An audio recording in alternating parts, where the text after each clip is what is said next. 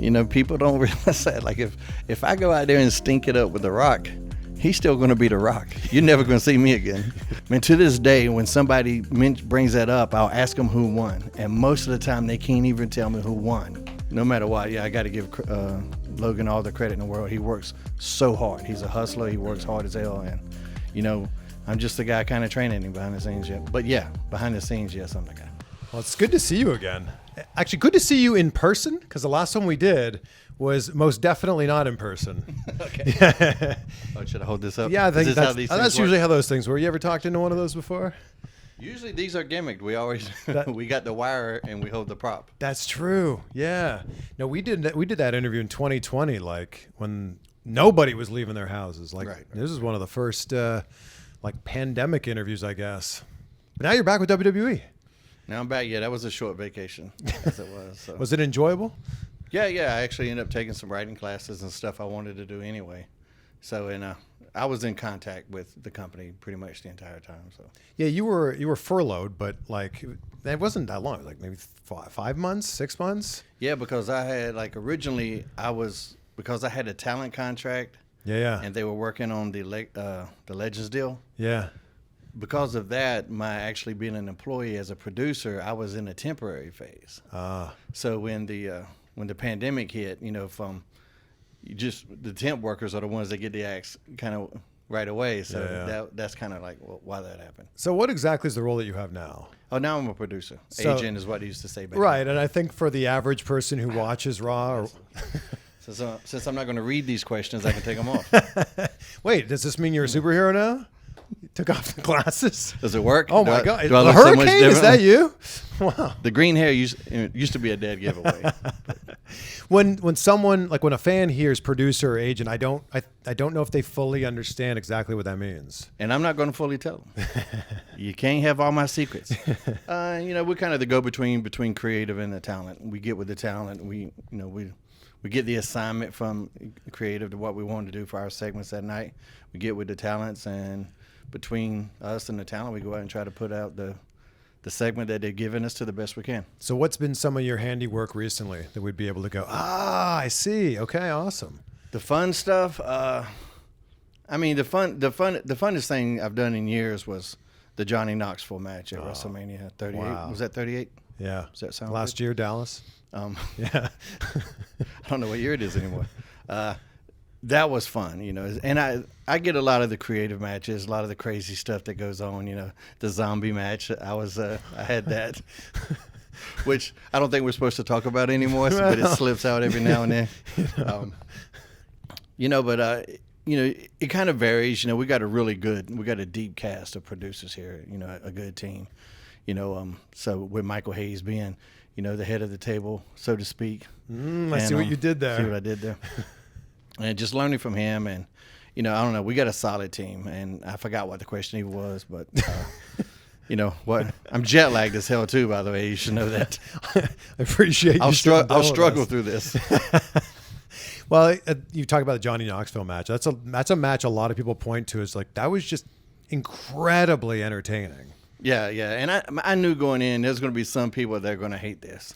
And so I just completely ignored those people from day one. I was like, there's a certain portion of the audience that's not going to like this no matter what. So to hell with them. I'm aiming for, the audience that I thought would like it. And I know being in Gorilla for that, your own headset, just the laughter in Gorilla. Gorilla is popping as loud as anything I've ever heard. It's the most pops I've ever seen in Gorilla. I think you guys definitely convinced a lot of fans, because I think maybe there were fans that went in going, oh, man, another celebrity. I can't believe this. What's going on? After that match, they went, oh, my God, that might have been one of the best matches of the night. Yeah, it was just so fun. And, too, that same weekend I had my first time coaching Logan, because that was Logan Miz versus the Mysterio. So I had that match one day and then Knoxville Sami the next. So that was probably that was my coming out weekend in terms of, man, we can give this guy anything and he's going to come through. And you're still working with Logan now? Yeah, I've from the beginning. I've been with him from the very beginning. So you're the guy that we have to thank for the incredible matches he's been putting on. Well, he's the guy. He's the guy. He's still, no matter what, Belichick can make the play, but Tom Brady has to do it. Sure.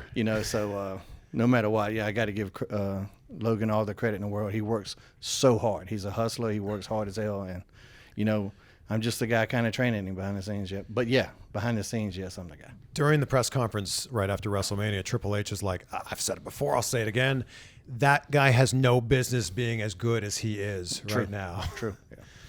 Yeah, and you got a guy like Triple H that sees that, and even before, Vince kind of saw something in there too. It's like, this is what you need to be doing. Forget all the other stuff. Yeah. But of course, Logan has a ton of other stuff that he's doing, so can't really forget everything. But there's so many things that he does though. Like, it's not just, and you know this better than anybody, it's not just the moves. It's the facials, it's the selling, it's the timing.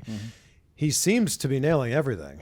Yeah, well, if you know his history, he's been a performer since he was very young. So I knew the guy from Vine. I'm a social media guru and pioneer myself. So I was on everything at one point or another. So I knew him from Vine, and so it kind of worked out that I happened to be the producer chosen, to work with him. It just fit. Do you think the Hurricane at some point might work his way into a Logan Paul match? I think the Hurricane would have to fit in his costume first, and we're not quite there at the moment. Is this black? Is this This very slimming? It's very so. slimming. And the slimming Crocs you've got on here too. You got to rock out with your Crocs out, man. That's how I live. Okay, we'll get right back to the conversation in just a second. But do you want to sleep better and also do less laundry? Yes, both of these are possible. Let me put you onto Miracle Made's bed sheets. These are the best bed sheets you will ever own. So the reason you're gonna get a better night's sleep is because of the self-cooling properties here. Using silver-infused fabrics inspired by NASA, Miracle Made sheets are thermoregulating and designed to keep you at the perfect temperature all night long. So you're gonna get a better sleep every single night. And because they're infused with silver, it prevents up to 99.7% of bacteria growth. So they'll stay cleaner and fresher 3 times longer than other sheets. No more stinky sheets. And these are the softest sheets that I've ever slept on. These are like 5-star hotel sheets without the 5-star hotel prices. I mean, how great is it to not only sleep better, but also to not have to change your sheets as often? Give them a try by going to trymiracle.com/CVV. They're already like 40% off right now, but use that code CVV at checkout. You'll get an additional 20% off and then 3 free towels as well. So that code is CVV at trymiracle.com/CVV. But I feel like we saw the Hurricane in the ring last, was it 2 years ago? You looked great. Yeah, the Rumble? Yeah. What, until I got thrown out? Yeah. Well, yeah. That was terrible. What do you mean? That hurt so bad. That was the first time. That's the first and only time. This is a true story that the referee came and asked me, was I okay? And I said no. Why weren't you okay? Because I thought I broke my back. Like when I hit, I kind of landed, my heels hit first. It was Bobby Lashley and Big E gorilla pressed me and threw me over. Yeah. And I kind of hit heels first, and they kind of shot out from underneath me, and I just went down on my tailbone. And I kind of had probably what would be described as a little bruise, probably on my lower spine, something like that, because like everything hurt. That was one of the most painful bumps I've ever taken in my entire career. But that's one of those bumps that looks like it shouldn't have hurt at all. Like when you look at it, it's like you'd never know. But it's because people see what we're doing out there, and they just say, oh, this fine. That one looks normal. Like none of this is normal. If you're a normal human being, if you just fall down in your living room, it hurts, Right. But they see us falling down all the time, and there's still some people going, do you guys really get hurt? I've had somebody ask me that when I was in a neck brace one time. It's like, so you guys really get hurt? And I'm just like, I'm not RoboCop, bro. Yeah, This well, is legit. maybe they think you're 30 years into this now, like, your body just gets used to it. No, there's no getting used to anything. You get toughened up a little bit, but I will say this: I've seen people I went to high school with, and they're beat up too, and they didn't do anything.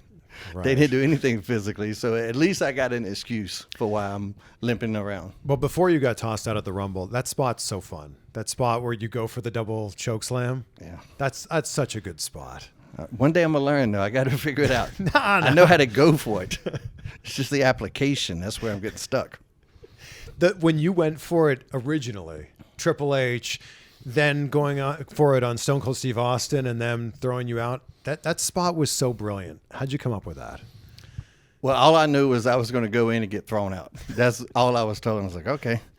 And now I knew Triple H came out before me, and this is his big return. Yeah. So you got to think, like, here's where the performer in me thinks, like, okay, he's going to get this monster pop. So whoever comes after a surprise, sometimes that pop is comparatively is going to look diminished because of who goes before, you know? And I'm like, man, I got to follow this monster pop. You're going to have Triple H and Steve Austin, two of the biggest stars in the game, going at it. And here's my little green ass coming out there. So I was just trying to figure something out. So I came up with the idea. It was, 100% my idea. But I'm so new to this company. I don't know how to pitch this. How do I go to these two megastars and go, hey, I got an idea. I grab both y'all up by the neck, and I'm going to be running this thing for a hot second. You know, I just didn't want to come across as, big-headed or anything. So what happened was I knew Kurt Angle a little bit more than anybody else, any of the WWF regulars at the time, outside of Matt and Jeff, of course. And I just went to Kurt, and I was just hoping that somehow if I explained the idea to him that he would help me go pitch it. He loved the idea, and he goes, go run it by Steve. And I'm like, so I go to Steve, and I pitch the idea. He goes, oh, I love it. Go run it by Pat Patterson. And I go, so I have to go run it to Pat. Pat goes, oh, I love it. Go run it by Hunter. So I had to pitch it 4 times, each time just like such a nerve-wracking thing, but they were all just so gracious and like, yeah, I love it, and understood the entertainment, what I was going for with the spot, making the most out of that moment. And to this day, when somebody brings that up, I'll ask them who won, and most of the time they can't even tell me who won. Yes. And to me, that's a perfect example of what making a moment means. Like, I made you remember that, and you don't remember who won, and then went on the main event WrestleMania that year. So, of the two, I would have rather been the one that won and went on the main event WrestleMania. Yeah. But as it stood, that's a perfect example of making a moment. I had a very similar conversation with Santino. He has the fastest elimination in Rumble history. But he wasn't ready. So I wasn't ready. I wasn't ready. And he's like, we talked about the exact same thing. Nobody could tell you like that who won that Rumble. And it's like, this is what you guys are in the business of doing. It's about creating moments, about making moments. And those are the types of moments that people remember. Yeah, Santino was probably the best comedy wrestler ever.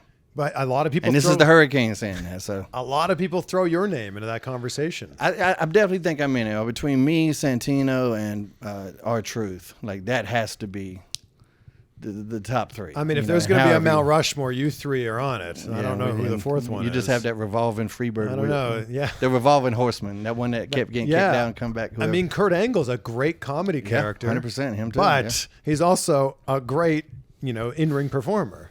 Oh, does that mean we weren't? Oh, wow. See? See, Gregory Helms would be very upset. But that's actually why that's why I did the heel turn, because everybody got so swept up in the comedy. Yeah. Creative and my company included, that they forgot I could wrestle. And that's why I had to turn heel and be Gregory Helms. Was that that whole reason, because it's still to this day, even when I work with some talents, if they only knew me as Hurricane, it's like, oh, well, this is just the funny guy. Not understanding that how hard that character was compared to all the tough guys stuff anyway. Having a character with layers is way harder than big, mean, tough guy, cut promo, go win match. That's the easiest thing in the business to do. So that being that Gregory Helms, that was me having to remind them, hey, I can still do this other part of the business as well. Was that difficult saying, I know this thing is working, but I want to do this other thing here for a little while? It wasn't difficult for me because, I knew there was going to come a time when it had to happen. Everything gets watered down to a degree or hits a lull at some point. And Ric Flair really kind of jump-started it because I was, doing a lot of stuff with them, and he just one time just pulled me aside, and Ric's been so, such a mentor to me in different ways. And, he just pulled me to the side one day, and he's like, you're too good for this gimmick. And, it wasn't about like the gimmick was bad, but I could only go so far, and the company was only going to let me go so far with that gimmick. And I understood that too. So, and I believed him, and it's just like, I need to go and remind them of who I was before I came here. Because Sugar Shane is one of the best light heavyweights in the world. And then, that same guy was Hurricane. Tom Hanks that did Big, that's the same Tom Hanks that did Philadelphia. Yeah. But in wrestling, that message wasn't coming across. Sure. So and two, it was, I did the Hurricane really good. Part of it's, it It's because I did it really well and I committed to it, and I got so good at being the funny guy that just became who I was. Yeah. You know, and I wasn't getting the opportunities to do serious stuff.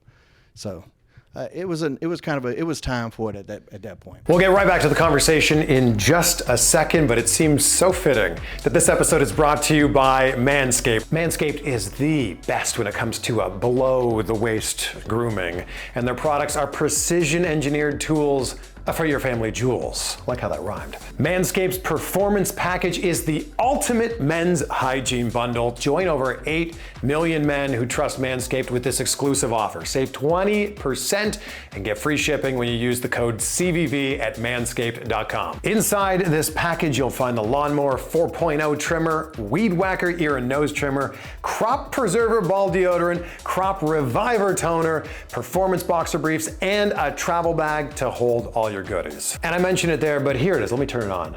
The Manscaped Lawnmower 4.0, and check that out. The LED light to give you a precise shave, because it's kind of dark down there. Manscaped has got you covered. Get 20% off and free shipping when you use the code CVV at manscaped.com. That's 20% off and free shipping on top of that with the code CVV at manscaped.com. It is funny, though, that in wrestling, when you graduate on from another character, like Stone Cold Steve Austin is also stunning Steve Austin, but, people don't want him to go back to that. They're like, this is great, this works, let's keep going with this. It is interesting, though, that you were able to dip back into that. Because, look, I was a big WCW guy. That first hour with the Cruiserweights, oh my gosh, was so good. And all the work that you did there, I think, if people haven't seen your work in WCW, it's some of your best work, I think. Yeah, and it's definitely different than what I was doing as Hurricane. Strangely enough, I had to wrestle down as Hurricane to make the character work. If I was too good, and it's like I either got to wrestle real good or put this comedy in. I only got so many minutes I'm going to have on TV, or even if it was a live event, there's only so many minutes I'm going to have out here. Am I going to be this serious wrestler, or am I going to be this comedy thing? Right. And what the people were reacting to at that time was the comedy, and keep in mind, when I became Hurricane, that's the most stacked roster that has ever existed in the history of the business. Yeah. Because ECW is done. They just brought out WCW. Every big star that is currently active is in this building. Yeah. And that's my competition. That's who I got to compete with for airtime. So when, because I get a question too every now and then, it's talking about my amateur wrestling background. So, well, why didn't you really do that as Hurricane? I'm like, well, Kurt Angle was on the show. And he has an Olympic gold medal. So all my little amateur medals, they're nice. Yeah. But it's not an Olympic gold medal, so let him do that. They didn't have anybody like me, despite how stacked the roster was. So that was a part of why I got to stick with this. This is my end. Yeah. In WCW, the matches that you were having there and the other cruiserweights that you were working with there, do you also feel that the stuff with 3 count kind of fell into that comedy category a little bit? Oh, of course. Yeah. But it would be comedy stuff, and then you'd go in the ring and you'd be like, oh my God, look at these guys. Yeah, and that too is kind of like with the 3 count, like people really hung on to that a lot. We only did it for 9 months. But the song was so catchy. But as much as I hear about 3 count, you would think I would have done it so much longer, because I do hear about it all the time. And it's like, how really we went 3 count that long? So for a band, as far as boy bands go, I don't know what the average is on staying together, but we didn't stay together very long. How long was Tank Abbott in it? Like not long. Like 2 months, yeah, maybe. Not long at all. Like that, but everyone remembers that. Yeah. And that's another thing. Just if you're going to do it, no matter what the character is and no matter what the gimmick is, if you're going to do it, do it 150. And I think that's what made me as Sugar Shane work. You could tell I was trying to dance. Whether it was good or bad, I was committed to it. Yeah. The other two, I can't speak for them.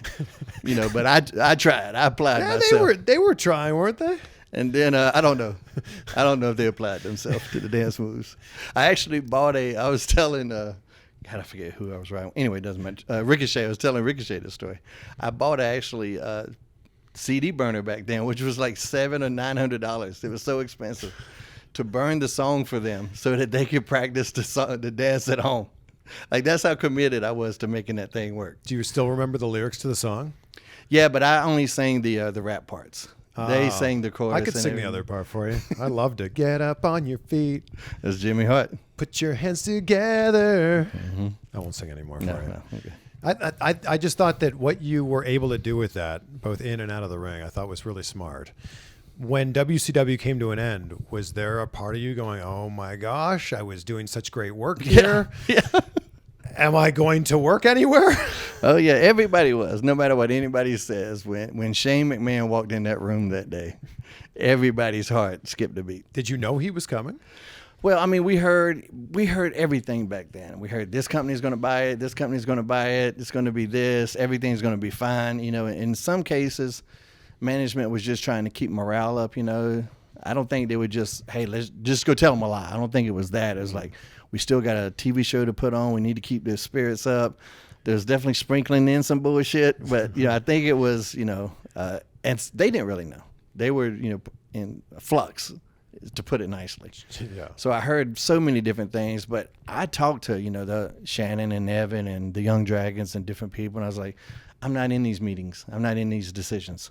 The only thing I can control is the ring. So that's all I cared about. I mean, that's all I could control, so that's all I focused on. And you'll see us in those last couple months at WCW. If there's a match of the night, more than likely it's 3 count or Sugar Shane's in there, or it's, you know, that group of the young guys that man, we're fighting for this. We're fighting for these moments. And for a lot of us, it paid off. Not for everybody, of course, but you know. But back to your point, when Shane walked in that room, man, there wasn't that many people that knew for certain what was going to happen next. I've watched that last episode of Nitro a lot. Like, I watched it on VHS when I was like 17 when that happened. I've watched it a lot. And I was always curious of, like, yeah, you hear these rumors of what's going to happen. Then Shane McMahon walks into the room for you guys and then into the ring for us as fans. I mean, that's a history-making moment. But that's also a moment where you go, well, I don't know what's going to happen now. Right, yeah. So it's funny, kind of when I was with TNA and Anthem bought them out, there was kind of a moment, too, where we were hearing rumors that WWE was going to buy them. And so now we're having this big meeting, and it's when the Anthem guys show up, and everybody started joking, what if Shane McMahon walks in? And I was like, if he does it again, well, you know what? It worked out pretty well for me last time, so I'm going to be on his side right away.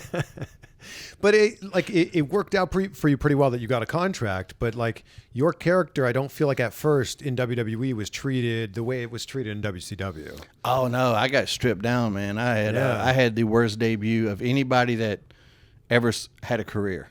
Buff Bagwell did not have a very good debut in WWE. Yeah, but he didn't have a career there. Tell me, Oh, if I see what you anybody mean. that I see ever what you went mean. on to have a career there, I got you. I had the worst debut. You know, because they stripped me down. I was Sugar Shane on a couple live events leading up. Yeah.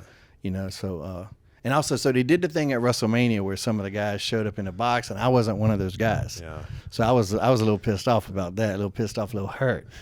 You know, and but then we start doing house shows, and I'm Sugar Shane on these house shows. I don't have the Sugar Babies with me or nothing, but I kind of expected that. You know, I don't know who all they hired for sure, but.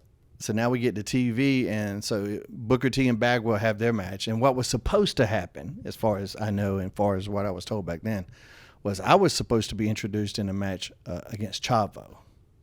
Established me as the Cruiserweight champion. Yeah. And then I would go on to wrestle Billy Kidman in Atlanta and lose to him. I was going to drop the title to him in Atlanta. I was always going to drop the title to Billy because he was a bigger star coming out of WCW. Remember, they had a lot of problems with some of their bigger stars not being contractually able or not taking a pay buyout or whatever it was back then.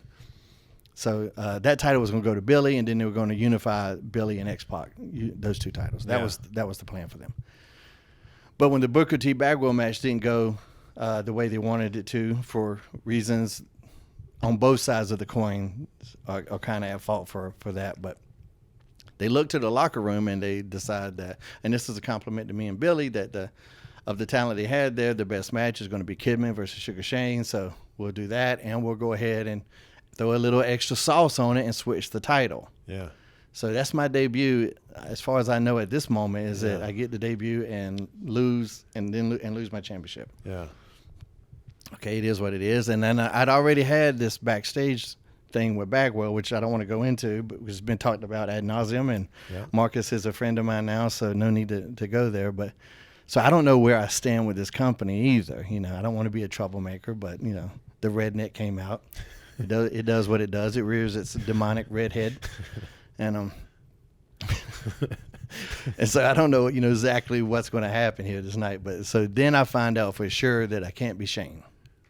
You know, I'd guess that might be a thing, you know, and I was prepared for that. I was hoping to keep Helms because Triple H was Helmsley.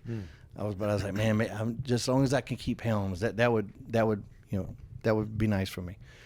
So that day I find out I can't be Shane, therefore I can't be Sugar because Sugar Shane was the joke. Therefore, and I ask about the girls, the Sugar Babies, definitely not getting them.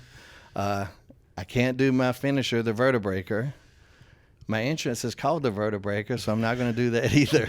So I lose, and like I said, I lose my name, my gimmick, my entrance music, my entrance itself, the championship. Everything you could strip from one person in one day, it happened. And they wanted me to be Hollywood Helms. Yeah. And I hated that idea the second it was pitched to me. I don't sound very Hollywood. You sound Hollywood. I'm from Canada. Most of the people listening to this sound like Hollywood. I do not. Me and Matthew McConaughey, we're from Hollywood, Florida, maybe. we got the weird. Dolph Ziggler's from Hollywood, Florida. Is he really? No, he's from Cleveland. His character. I mean, was his character from Hollywood, Florida? Yeah. Okay. Because I actually made that joke. I was like, Hollywood, Florida, maybe. But I was like, but Hogan was just Hollywood. Yeah. Like, I didn't want to be. I mean, it's a monster shoes to fill. Sure. You know, within the same 1 year time span. And so they actually, but it still said at that time on YouTube, people have sent it to me, it still says Hollywood when I come out that night. Yes. I think they've adjusted it at some point on the various platforms. But I was just Gregory Helms that night, which is my first name. Yeah. Gregory Shane Helms. And I just hated that. And so this is a long-winded answer to whatever the question might be. I forgot what the question was. This is what I do. But that night on the plane from Washington State, me and Matt Hardy sat beside him, and I still have this list. I made this list of crazy-ass names. Any name I ever might have used and will use, I'm going to come next week prepared with some ideas. And so Hurricane Helms was the one I kept going to because I was the Hurricane kid in the early 90s for a brief second. And never did it again from that point. But so I went back to that, and the next week I show up before the production meeting. So at TV, the production meeting arrives, you know, the Vince and everybody, and they do their meeting, and then talent arrives after that. Well, I showed up before the production meeting to catch Steph coming in. Because Stephanie was the one, you know, she was my liaison back then. Yeah. She was producing. And so I went and pitched Hurricane Helms, and she goes, "You don't want to be Gregory, do you?" And I go, I said, it doesn't have a hook. And when I said that, I could see recognition in her eyes. She's like, "Oh, this guy knows what he's talking about. It's not just a knucklehead complaining about a name." Yeah. And I was like, it's just, I need something to grab onto, especially being new here. And she's like, okay. And she said something like she'll mention it, you know. And I didn't think much about it. I didn't know what that meant. But a couple hours later, after the meeting, I see Vince walk in the catering, and he goes, "Hurricane Helms, I like it." And I was like, yes.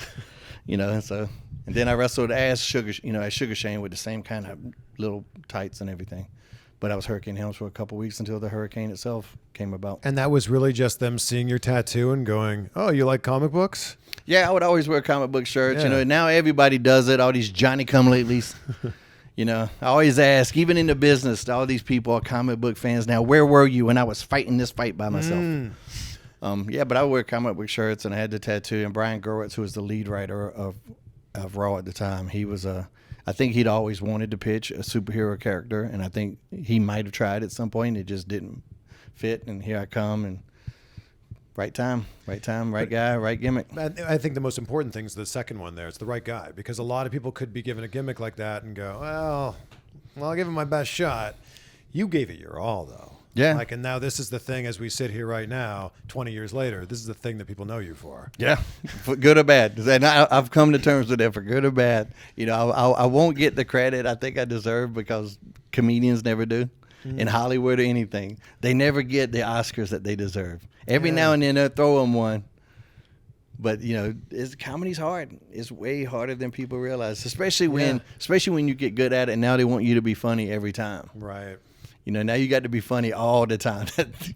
So, But there was so many segments that you carried as the Hurricane. It wasn't just like a one-off, like little one-liner. Like that backstage segment with The Rock that everybody kind of points to. That's like 7 minutes long. Yeah. And it's just like zinger after zinger and joke after joke with this great story that's being threaded through the whole thing. That is not easy to do. No, it's not easy, and all the pressure was on me. You know, people don't realize that. Like if I go out there and stink it up with The Rock, he's still going to be The Rock. You're never going to see me again. Even going into the match, you know, people, you know, we were talking a little bit earlier about Logan and Ricochet and who's the pressure on. You know? Yeah. Like, Pressure's on you, right? Yeah. Well, as a producer, yes, the pressure is on me. I'm going to get yelled at if this goes sideways. Yeah, it won't.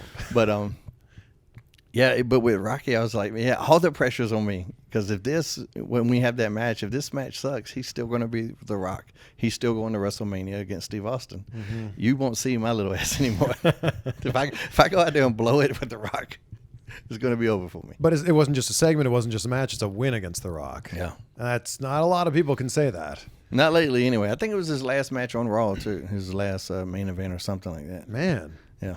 Yeah, and like I ran him out. It was a That's loser, right. loser leave Raw match. I mean, I've recently rewatched that segment, and I was like, the amount of heat that heel Rock had, I think people kind of forget, like, because he's so fun to cheer for. Yeah.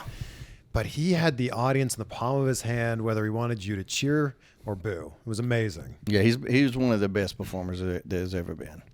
How long You know. did it take you to come up with What's Up With That?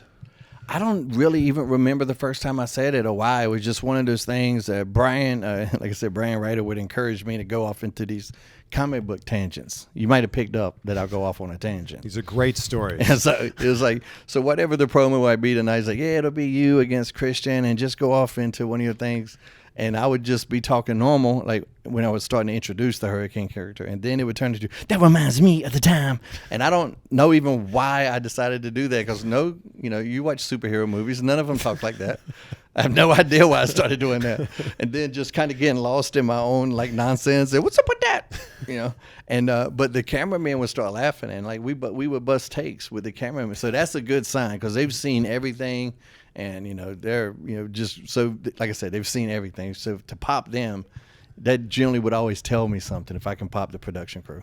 But I feel like if you had gone the other way with this character, if you'd been an actual, like, comic book hero who's just, like, staring into the camera and talking like this, that wouldn't have been very entertaining at all. No, then they really would have hated me. I might have been a heel then. You might, yeah. It wouldn't have worked. You would have been on there for a few weeks and that would have been it. Yeah.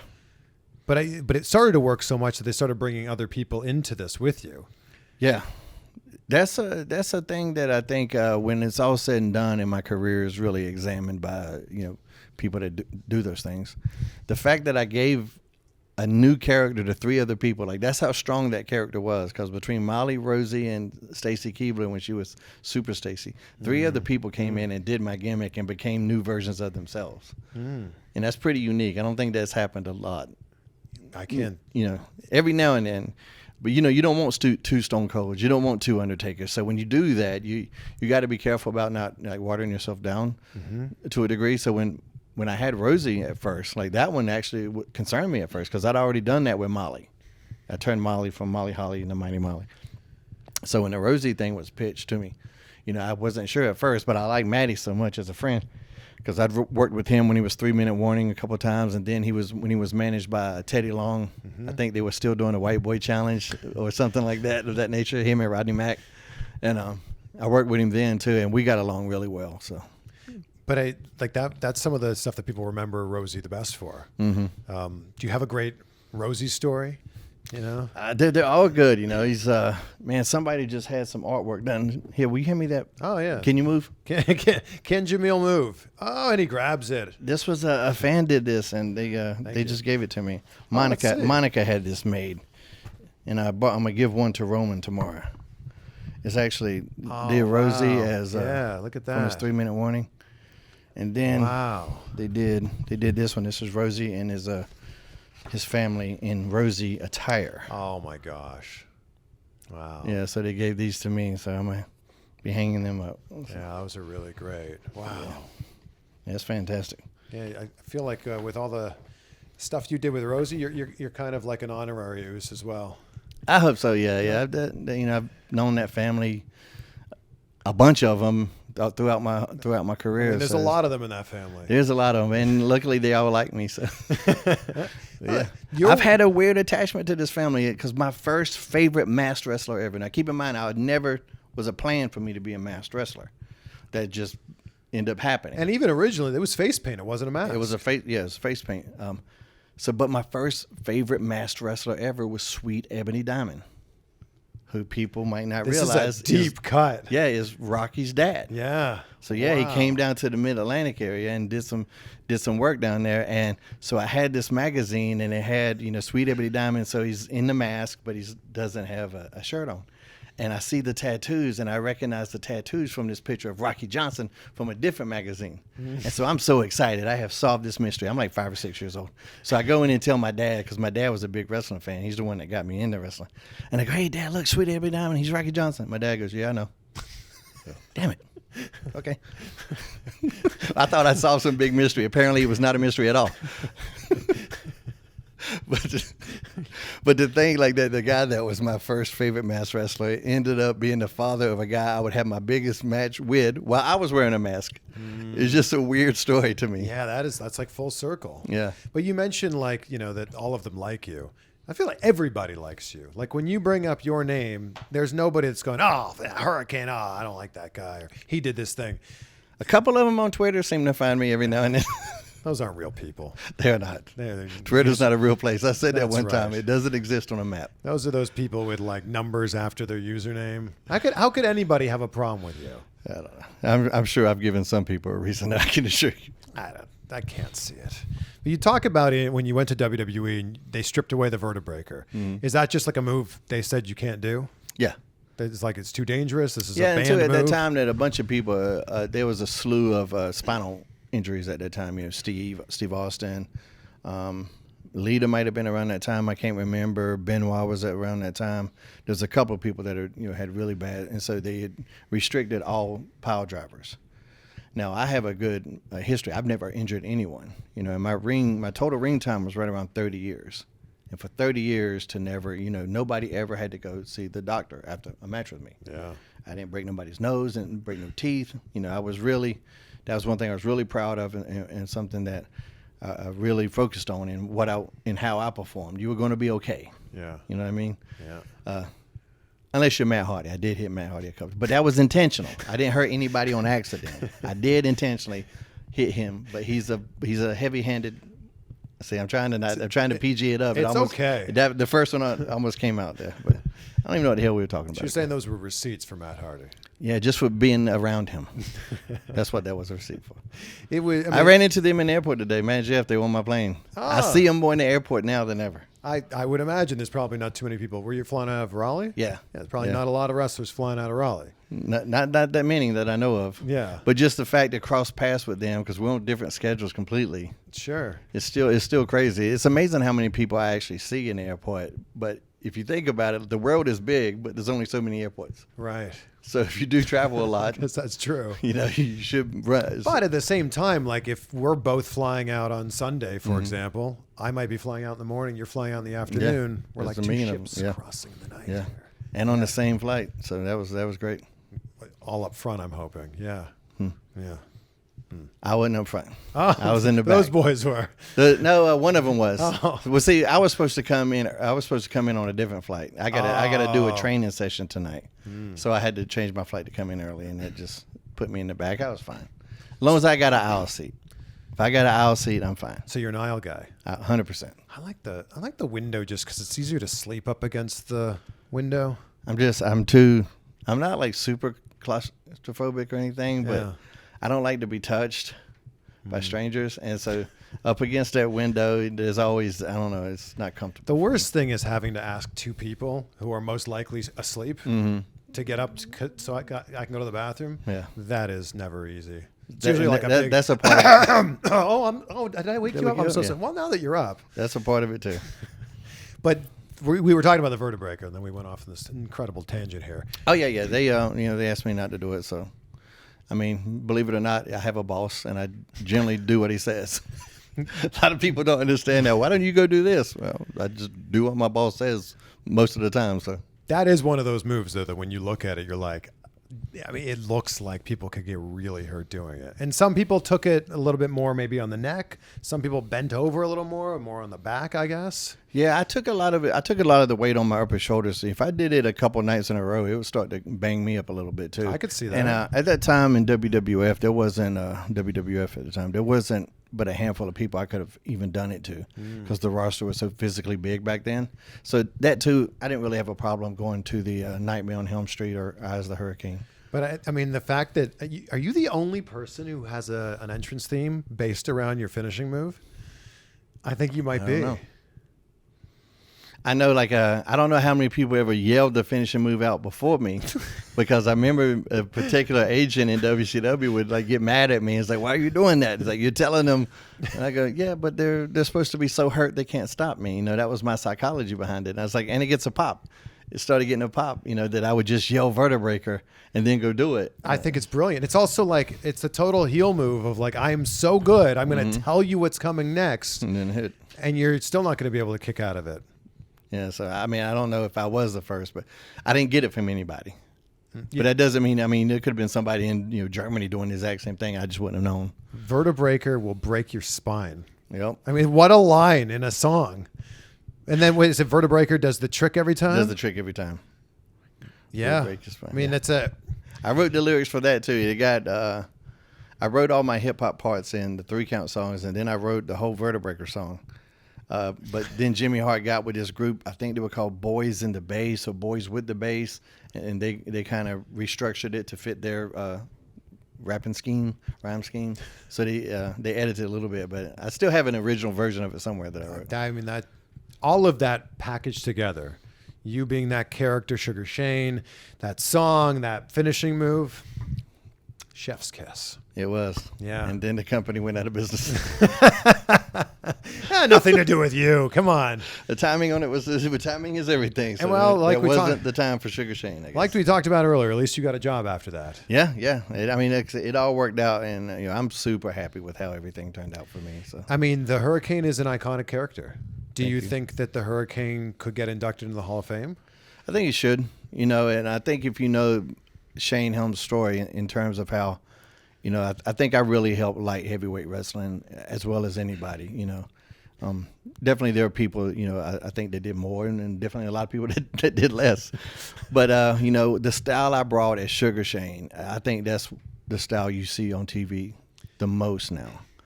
And, I was definitely one of the first pioneers of that in terms of I was studying lucha. I was studying the European style and the Japanese style and in the American style, both old school and the Northeastern style, the Philadelphia area style. So I really tried to like combine all of that into this, to this hybrid thing. And if you look at that and you look at what I did with Hurricane and what I did with the 3-count gimmick, and then what I did with Gregory Helms, and as Gregory Helms, I think that was actually my best body of work in terms of match structure and mechanical mechanics and technique. That was probably my best body of work. But to go from a beloved character to where people want to absolutely loathe me, like that's not as easy as one might think as well. So I was very happy with that. And then to come back and just to stay around as long as I have, and I think my producing gimmick, my producing career, I think gimmick. That's going to go away. It is kind of a gimmick, I guess. That's going well. I still got so much to learn. So I'm looking for it. And I've done a lot of good stuff so far, but I think as the more I learn and the more I grow as a producer, I think that's going to get better. I might actually be known more for that, I think, going forward. Well, I think that at least right now as we sit here, if Logan Paul's one of those things on your resume and the matches that he's had, I mean, it's a testament to both of your work and also his opponents. But that's there's a lot of eyes on what he's doing, and him along with you guys are knocking it out of the park every time. Yeah, man. He's of anybody I've ever trained, coached, mentored in the business, he's been the easiest. Wow. And maybe because he doesn't have this background of previous coaches and previous people in this business, at least. So, I got this clean slate, but it's really like, hey, I think you can do this, and can you do this? And then he'll get inspired, and he'll start finding clips, and then he'll send me clips of him doing whatever off the top rope, and it's like, hey, what about this? Like, oh, we're definitely going to do that. He's a firecracker, and it's been a real pleasure. It's been a challenge for sure. You know, 'cause there's a lot of money invested. You know, Sure. So you want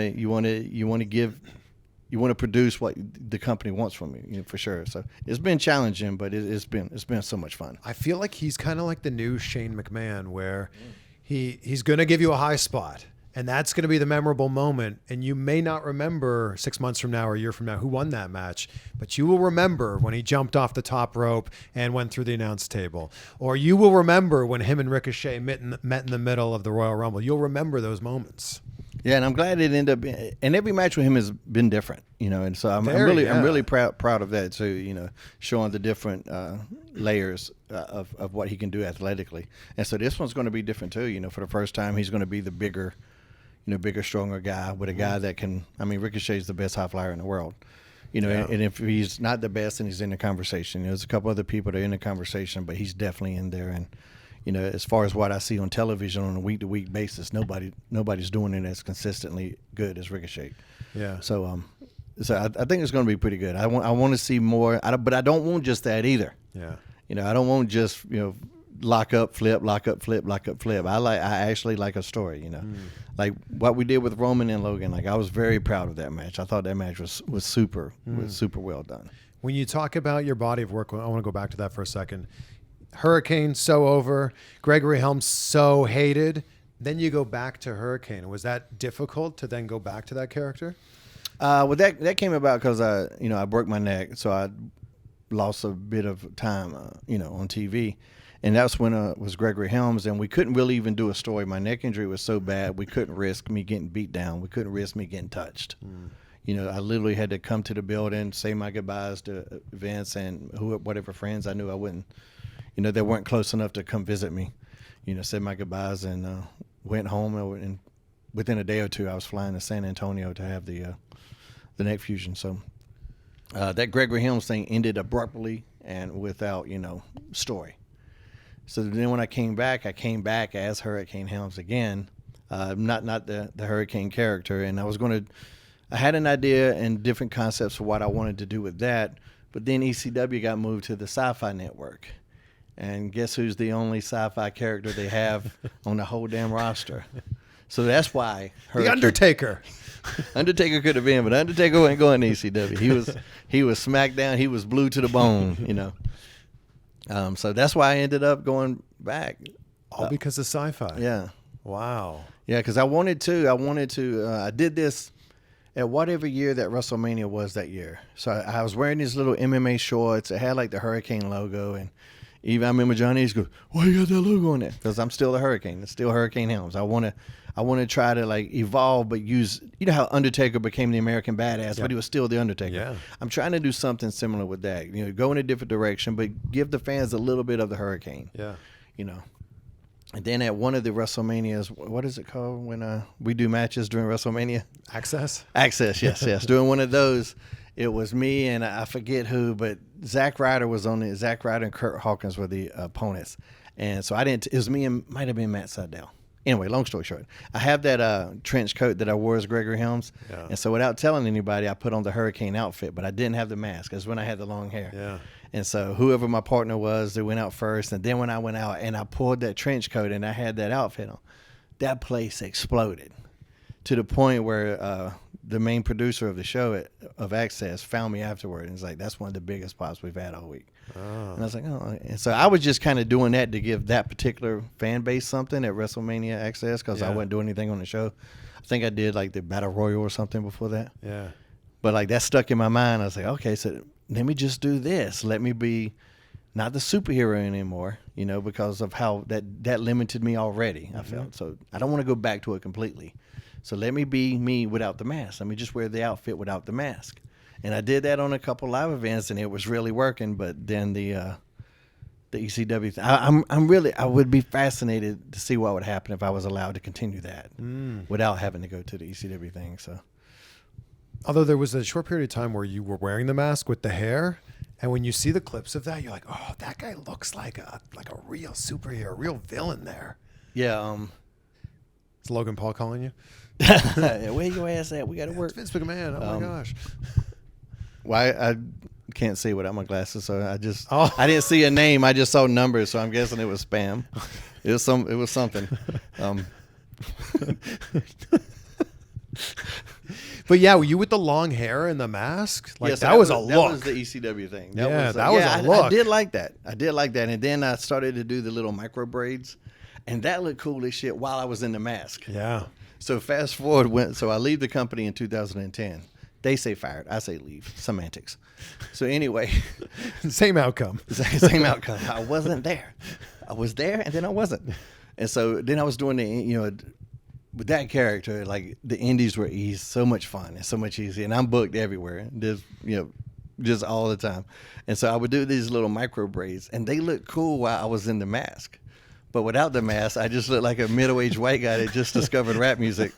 And so it was just like, man, I'm just really torn with this, and that's why I ended up, just one day, I had enough of the long hair. But between that, the micro braids, or green hair, like when you're not in the gimmick, both of them are kind of like, what's this guy? Well, that's why the do-rag came about. The do-rag came about way before I became Gregory Helms. The do-rag came about because of the green hair, especially when they started making us do business cash, when that came down. And there was a couple of guys that were dressing like hobos. So instead of just addressing those couple of guys, they made all of us dress like carpet cleaner salesmen. Is that still a thing? People still clean carpets? I don't know if they knock on your door and do it anymore, but and so I would have on like these nice slacks and a dress shirt and this bright ass green hair, and I was trying to figure out something, and I wasn't a hat guy, like not very much. It's very often a baseball hat here, but it's still not. Then I found this do-rags, and for some reason I was like, you know what? It looks kind of okay. Do-rags in a suit? Do-rags and not necessarily a suit, but the business cash. The stuff I wore as Gregory Helms when I would have a nice shirt and a do-rag. Like, for some reason, nobody ever said anything. Just to hide the green hair. Just to hide the green hair. And girls loved it. The do-rag? The girls loved the do-rag. A lot of what I did, if a girl liked it, sold. Ladies were very simple. If you like it, sold. In the very brief period when you were furloughed from WWE, you made an appearance in AEW. My girl did not like that. Yeah, I bet. I will say that. I bet. You made an appearance in AEW. Was that during the furlough? Oh, yeah, that was during the furlough. The Elite Deletion. Yeah. That was such a cool thing to see. Yeah. It was like, oh my gosh, what a pleasant surprise this is. I'm glad that worked out the way it did too. That was a lot of fun. That was Sami Guevara, I think, threw me in the water, right? Yeah. Yeah, that was terrible. That lake is filthy. That is a disgusting. Doesn't something happen when you come out of that lake Yeah, so we did. In the Hardy world? We did that. I ended up coming out as Hurricane. But that was during one of the Impact ones. I'm trying to remember which one this was. Because I showed up as the reporter with Sami, and Sami threw me in the water. And I might have came out as Gregory Helms then. I mean, as Hurricane then. But we did one in Impact, too, where I got thrown in the water and came back as Sugar Shane with Cameron Grimes and Andrew Everett dancing with me. And then I got thrown back in the water, and then I came out as Hurricane there. So I feel like we could throw you in a bunch of times. You come out as every different character. Yeah. It'd be pretty good. But the one with the Impact one, it was freezing out there, so I didn't go in the water. But that was Matt's idea, was I go in this water. I'm not going in this cold ass water. I mean, it was like 30 degrees out there. Oh, man. Yeah, go hop in this water. Like, no. What's the one match as Hurricane that you're most proud of? Probably when me and Rosey won the tag titles. And I say that because we were never going to be champions. That wasn't in the books when they put this gimmick together. This gimmick was just give Maddie something to do because him and Eki had broken up at that point. Give Maddie something to do, something to give me for me to do, and I could enhance another talent, like Maddie. And that was kind of it, And it was the SHIT joke. How many ways? Because remember, we moved to Spike at that time, the network for men. And it was going to be so edgy. Yeah. And so that was part of the gag, was that I was going to say, holy shit, every week. That was the gag. And then Spike let us say that like once. And then it got bleeped, and we never got to say it.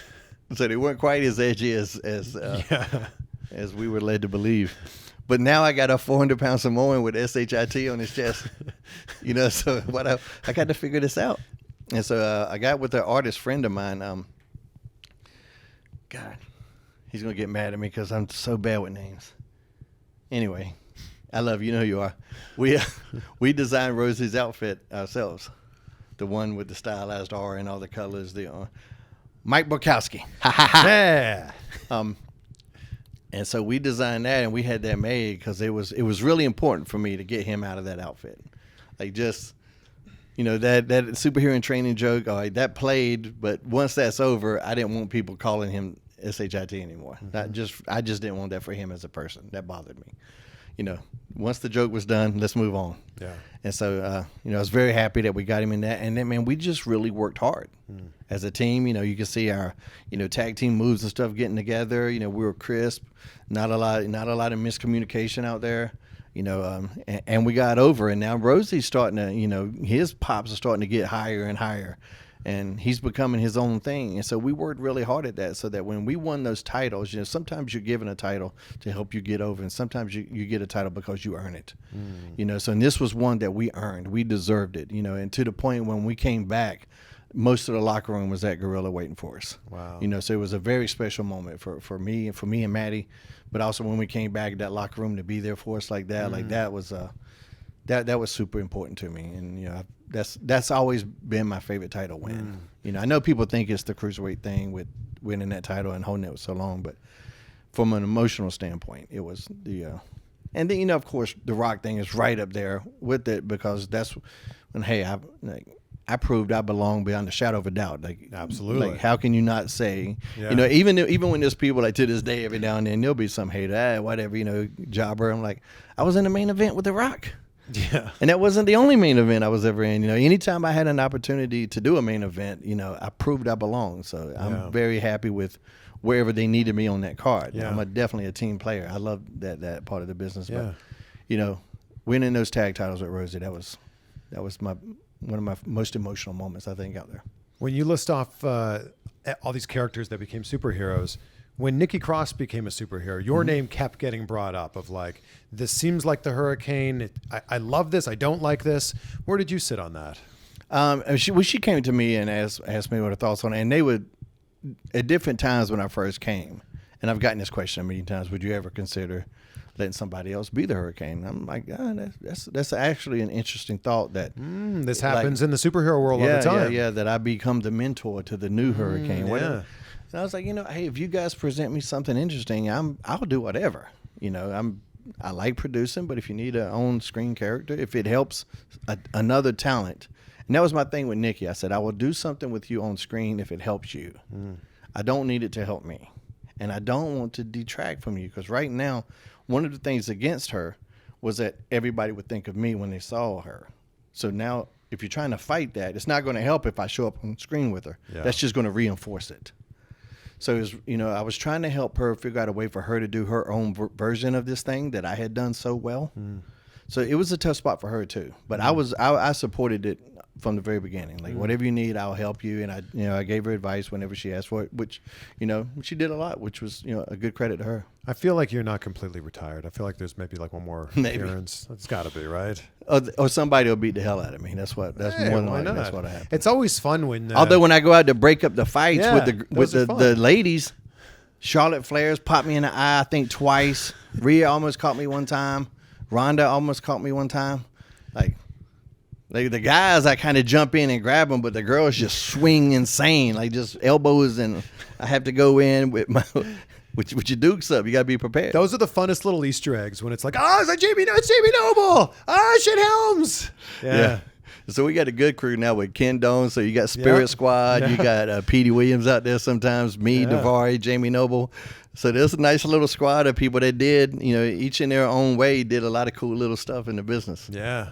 Well, look, man, it's been so good to be able to catch up with you. Has it? It has. It's been great. Am I as jet lagged as I feel? You feel great. You look great. I end every conversation with the same question because gratitude's such a big part of my life. I wake up, I say out loud 3 things I'm grateful for. I do it before I go to sleep, too.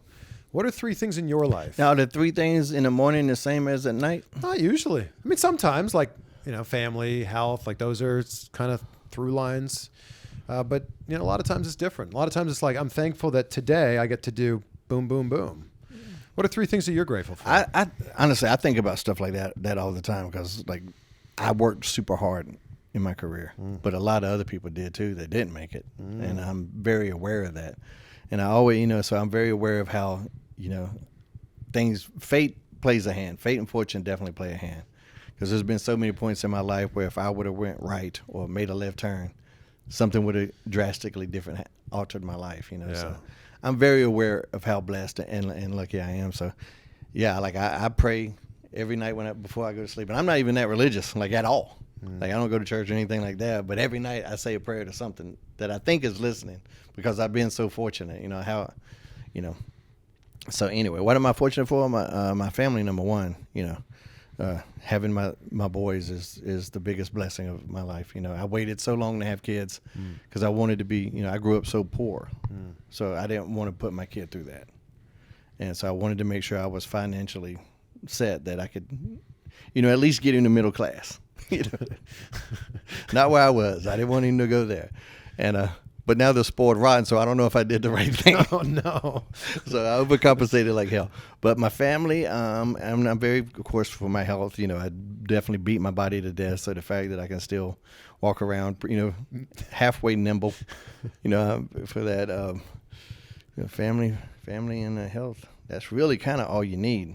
It really is. So other than that, my fans, just the people that have stuck with me through, my good times and my bad. I don't think I gave them that many bad times, but I think there's definitely a few. Definitely was a knucklehead a time or two, but they didn't kick me too much when I was down. But that is the best time to kick somebody when they're down. So I didn't hold it against anybody that did. That's a lot easier to kick someone when they're down. Yeah, they're already down. Way easier. It's right there. Yeah. So, but just family number one, health, and just the people that have stood by me through it all. How about what's up with that as we end things? Yeah. So you've been listening to Chris Van Vliet. Did I say that right? You did. Vliet. Because that shit is on Vliet. And Kid Vicious, a.k.a. Sugar Shane Hurricane Helms, Ace Reporter Gregory Helms. And if you don't like that, what's up with that?